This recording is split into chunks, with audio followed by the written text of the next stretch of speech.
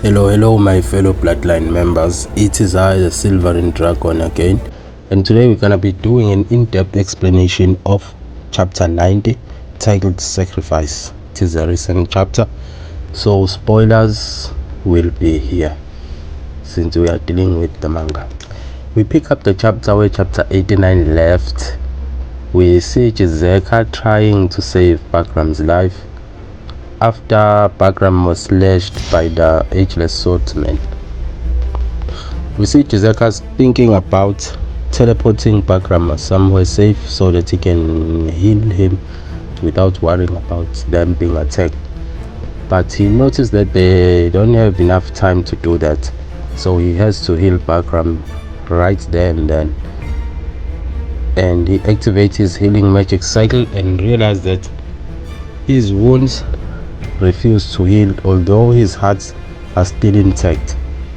And then he realized that the Phantom Claw is a blade that is used for cutting things without form. So he theorized that it must have cut Bagram's soul, and the damage to his soul is killing his physical form. That is when he realized that he does not have a healing magic for a soul. So he sees that he will need to boost his healing magic with enhancement magic and time magic to try and heal Bagram's body fast enough for the soul to heal as well, since the soul and body are linked. Damage to the soul results in a physical injury. So he thinks to himself that the reverse must also be true. So he activates 3 magic cycles: magic cycle for healing, magic cycle for enhancement, and a magic cycle for time control to speed up the time of healing. Chizeka then has a flashback, remembering his first time meeting Bagram as he was captured by the heavy armored dragon. Gargantina said they discovered Chizeka in the middle of drawing a magical cycle that she thinks was gonna destroy the city's foundation. She thinks Chizeka was trying to sink the foundation of the city of Isel underwater, and she also suspects he is a spy from the cult, and she's quick to want to put him to death. And Isel says that's a bit rash. And then we see Bagram lowering himself down to speak to Chizeka. He asked Chizeka's name, and he says his name is Chizeka, with Gargantina behind shouting that Chizeka must be more polite. And Bagram asks where are Chizeka's parents, and Chizeka notes that his parents are dead. They were killed by the cult for refusing to hand him over, right as he was born. In this page we learn that the city is named after the lady that we've been seeing since the first time we saw Bagram, and the lady is presumed to be dead, and the city is named after her. And her name was Isa. And as the chapter continues, Bagram asks Chizeka who taught her how to draw a magic cycle, suspecting that maybe he was from the Sun Cult, maybe he was a mage from there who was a spy also. And then Chizeka exclaims that he learned it himself. He can understand any magic by just looking at it. He can already know after looking how that magic works. Bagram, Gargantina, and Isel are all amazed at this. We see Skirim Zaha asking if it is that impressive. The other dragon, Primilafa, I don't know how to pronounce his name, and I have to forgive me on these names, I'm butchering them. She says she has no clue. With Jakua, the Magicite dragon, the one we saw his magic being used, the magic that summoned stone How am I gonna call this? But we saw his magic being used long after he was dead. Bagram is wondering why Jizeka was trying to destroy the city. And then Jizeka explains that the magic cycle he was drawing wasn't for destruction, it was for renovation. He was just trying to improve the city. Jizeka then tells Bagram that all the setup they have in the city, the food, supplies, the resources, water, everything, the ground they are living in, it is created by magic, and that is not a long-term solution for the city. He tells Bagram that once Bagram dies, everything will fall apart, since everything is dependent on his magic and the magic of all the other dragons that he made. Since when the dragon monarch dies, all the members of the bloodline also dies. That means you can't let me die, guys, since I am the monarch. If I die, we all die. Okay, moving on. Bagram notes that what Jizeka is saying is true. Then Jizeka states that they need to make a city not reliant on his powers. He introduced them to hydroelectric power and geothermal power too.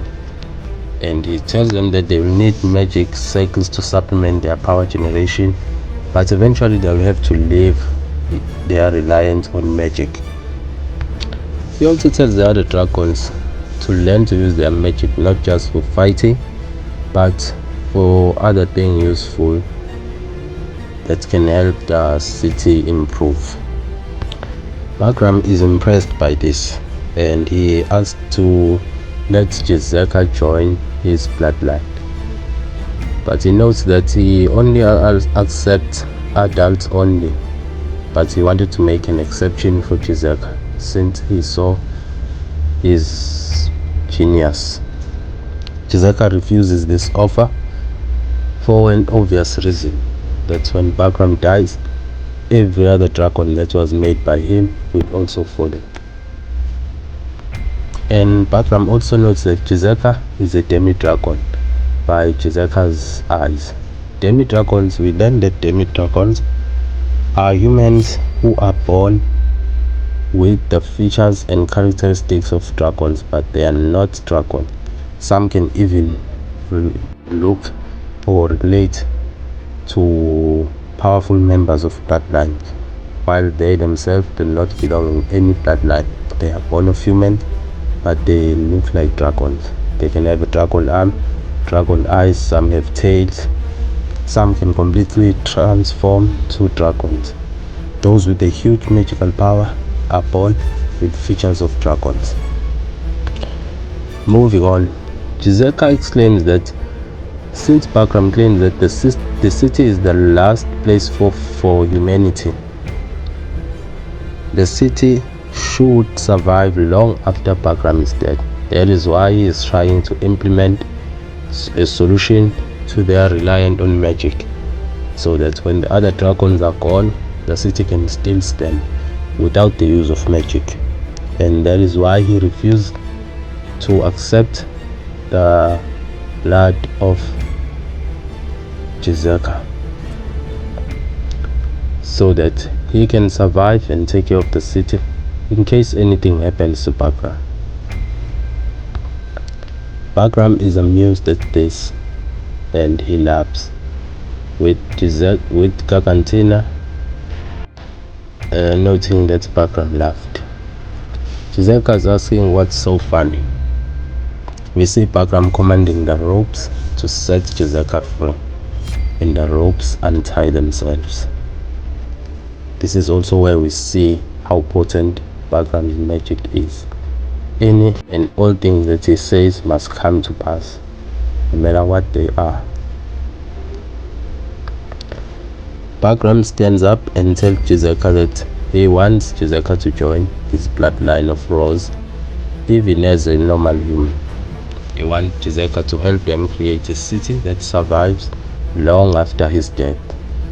This also shows us how much Bagram cares for the people of Iceland. Not just the dragons, even the normal people that they save from the sun cult.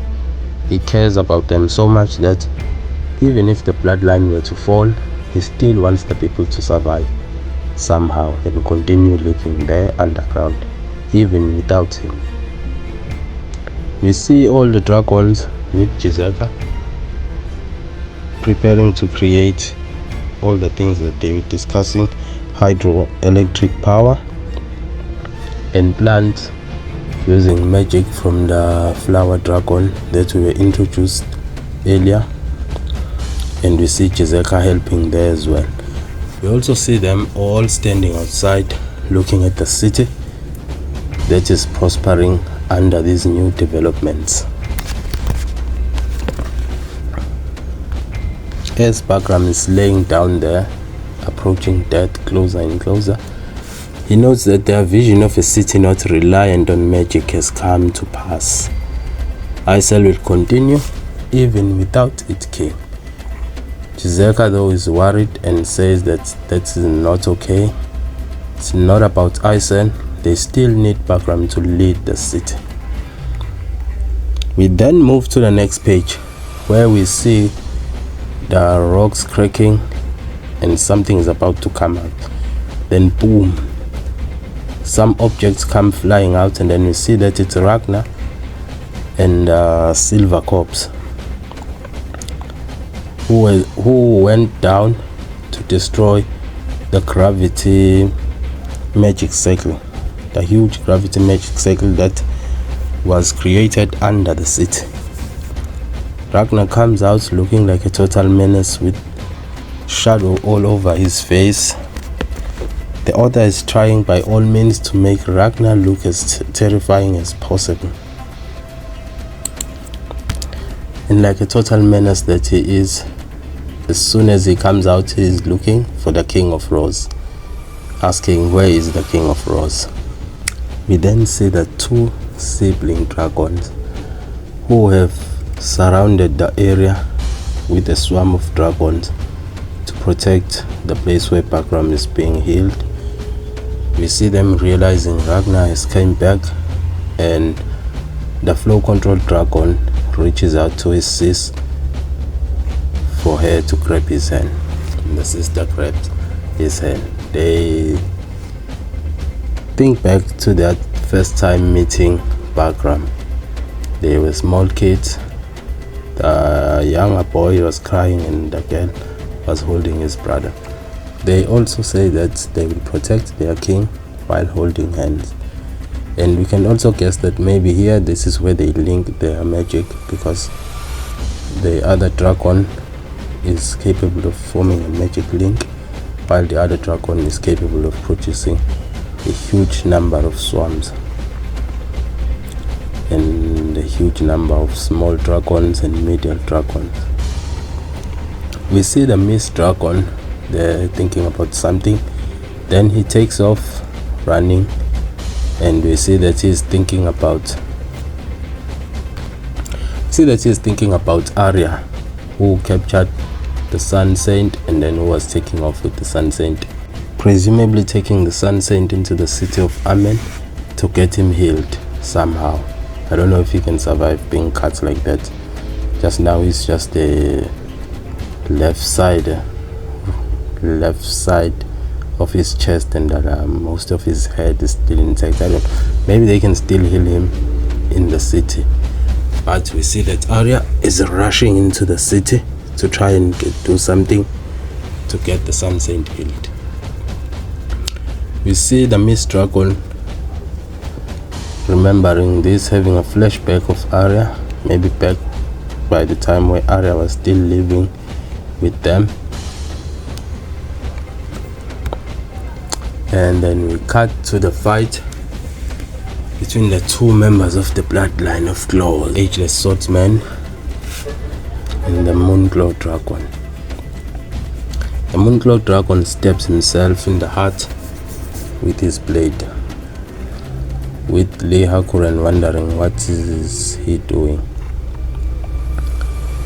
And the Moonclaw Dragon replies with exactly what the ageless swordsman is thinking, committing suicide, because that is what he's doing here. He places other swords at his neck, back, and mostly on his upper torso. And then he has a flashback, remembering a time when he was talking to his master.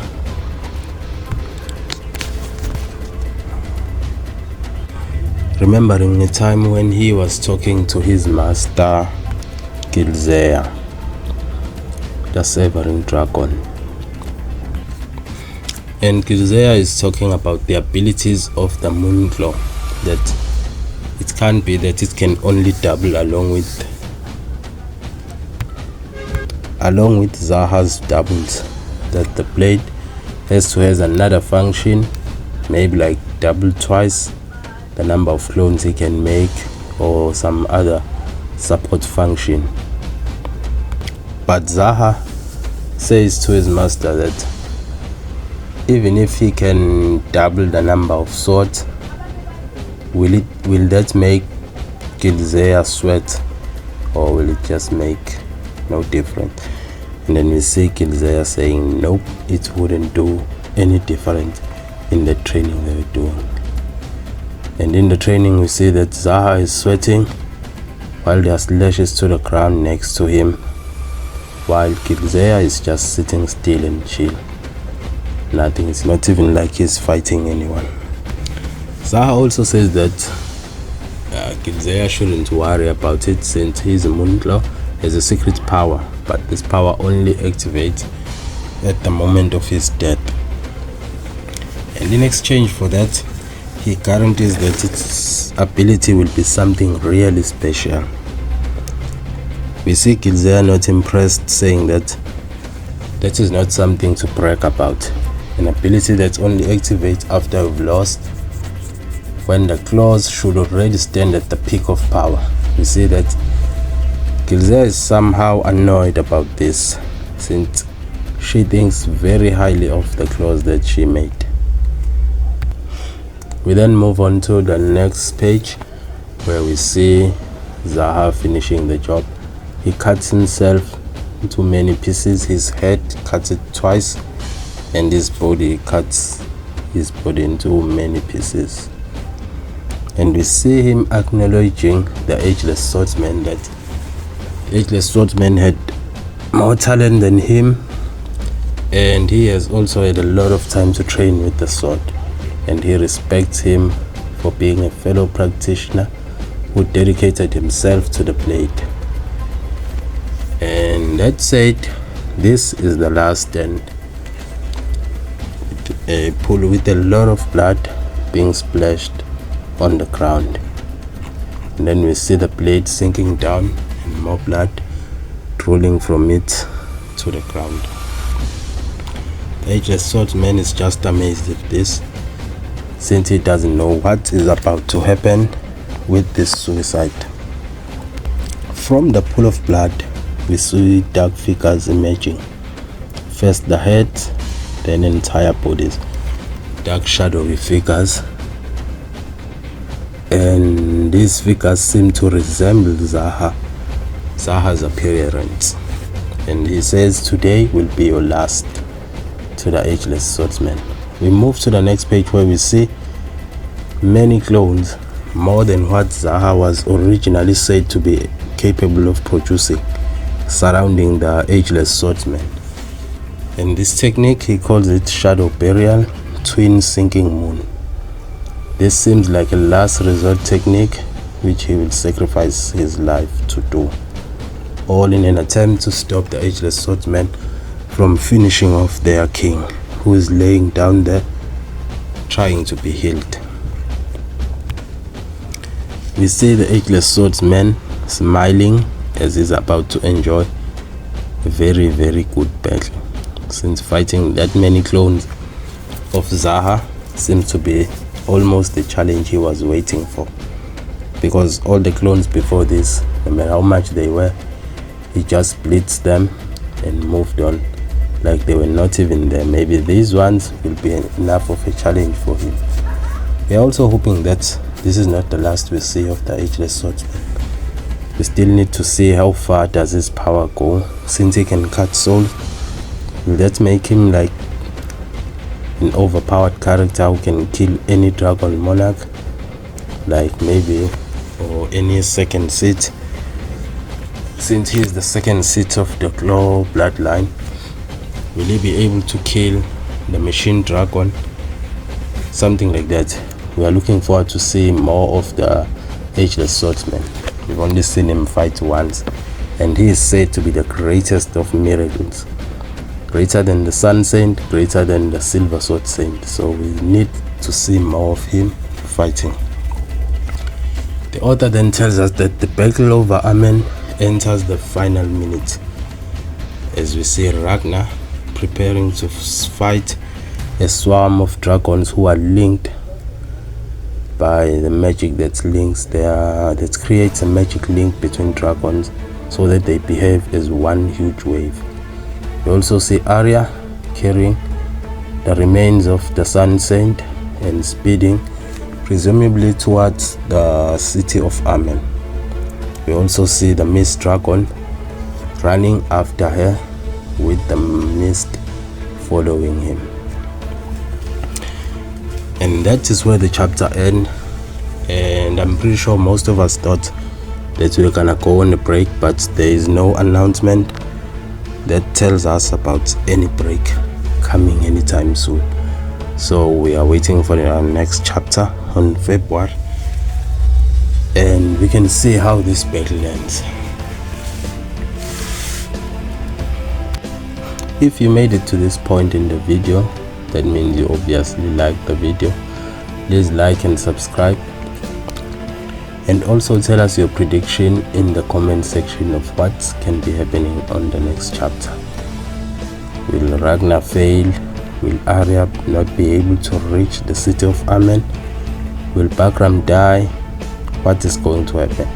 Will the Ageless Swordman also die from this ability of Zaha with many clones, or will he survive? And if they both die, what will happen to the claws? On your own theory, the two claws, the one from the Ageless Swordsman and the one from Zaha. Thank you for watching the video. Subscribe and see you next time on our next video.